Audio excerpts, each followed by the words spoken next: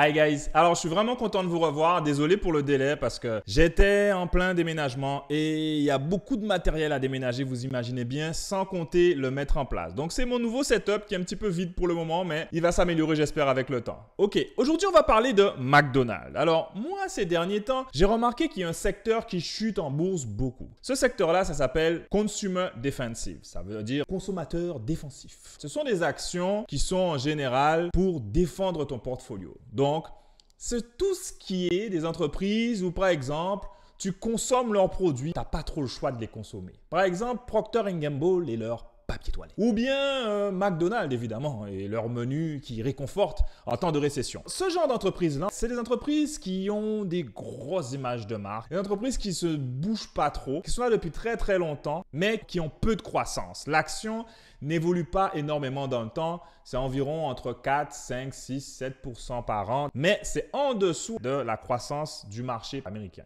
Et pourquoi on voudrait s'embêter avec des actions comme ça? Il faut toutes sortes d'actions. Parce que lorsqu'on rentre en récession, attention, lorsqu'on pense qu'il y aura une récession, je parle de la bourse, eh bien, ce qui arrive, c'est que, par exemple, comme en 2020, toutes ces actions-là montent énormément. Et les autres actions technologiques chutent. Mais quand les peurs de la récession sont en train de s'évaporer plus ou moins, on a vu les derniers chiffres des emplois qui étaient élevés aux États-Unis, le marché se dit, bon, ben, la récession, c'est peut-être pas maintenant. Qu'est-ce qui arrive? Ces actions défensives-là chutent. Quand elles sont sous-évaluées, moi, je suis un investisseur de valeur. J'essaie d'être un petit Warren Buffett, donc ça commence à m'intéresser.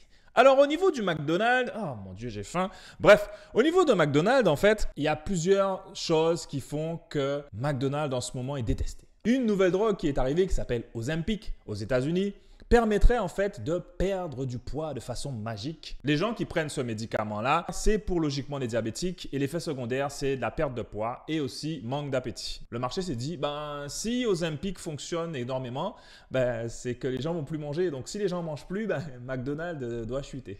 Bref, vous voyez un peu la logique du marché? Aucune.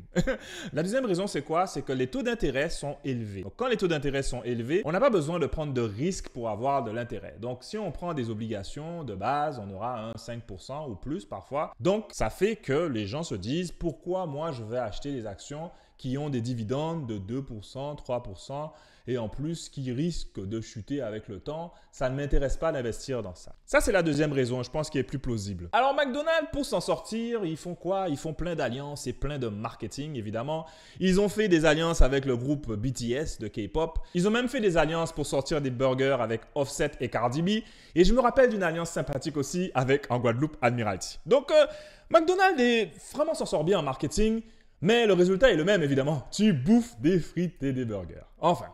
Alors, il y a une autre chose aussi qui fait que les investisseurs n'aiment pas trop McDonald's en ce moment, c'est évidemment le niveau de dette. Depuis environ 10-15 ans, la dette de McDonald's a explosé. Si vous regardez l'équité par rapport à la dette de McDonald's, ils ont pratiquement 18% d'équité et tout le reste, c'est de la dette. Par rapport à leurs avoirs versus leur dette, ils sont pratiquement à 51%.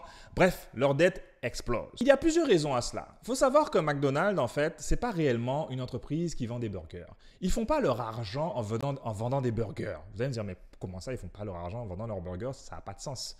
McDonald's, c'est une entreprise qui fait de l'immobilier. Oui. Avec leur système de franchise, McDonald's détient un parc immobilier énorme et 60% de leurs revenus vient de l'immobilier.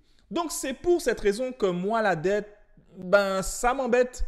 Mais je me dis qu'au niveau des taux d'intérêt, on pique. On va peut-être pas continuer à monter comme ça. Bien que ça a un effet sur ce qu'on appelle les earnings per share, sur la valeur de l'action. Plus les taux d'intérêt montent, plus McDonald's va souffrir parce qu'ils ont beaucoup de dettes. Au niveau, moi, de l'analyse technique, peut-être que McDonald's, ça pourrait être un petit move, ok? Pourquoi? Déjà, il y a une chose que moi je vois, c'est que évidemment l'action est vraiment sous-évaluée. Au niveau de la courbe, en fait, je vais vous montrer. Donc, vous allez voir ici, regardez la ligne jaune, c'est la ligne de support. On a eu une belle correction, on est descendu pratiquement à 248 $. Et là, on est pile sur la ligne jaune. Donc, si l'action rebondit ici, ah là là, ça m'intéresse. C'était vraiment une rapide analyse de McDonald's. Si vous voulez savoir du détail sur ce que j'achète, ce que je vends en général, vous pouvez toujours rejoindre notre groupe en allant sur investirsoimême.com et en regardant un cours et adhérer au groupe privé pour avoir les trades. Ceci était le Market Update. J'espère que ça vous a plu. Big up, retour en million.